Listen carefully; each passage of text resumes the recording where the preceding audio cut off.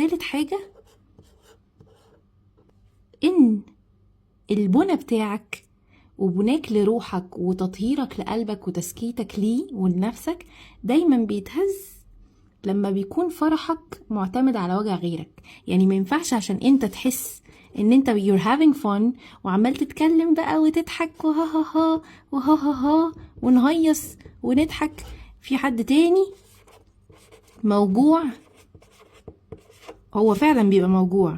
واوعى اوعى ابدا تسول لك نفسك انك تقول ما هو اللي جاب لنفسه كده، خليك في حالك، هو موجوع فعلا وانت بتفرح على وجع غيرك، وده مرفوض دينا ودنيا، صح؟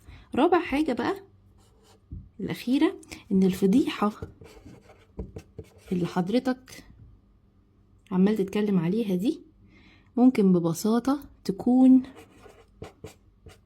جزء مخفي فيك هيظهر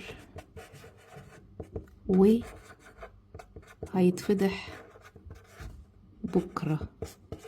في حاجات عن نفسك انت ما تعرفهاش، ممكن فجأة تلاقي نفسك مفضوح على حاجة شبه الراجل ده او الست دي اتفضحوا عليها.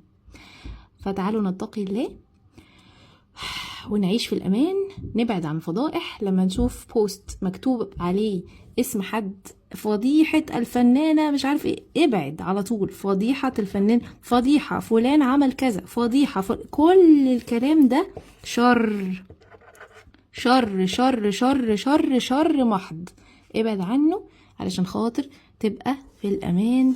ربنا يجعلنا دايما يا رب في معيته.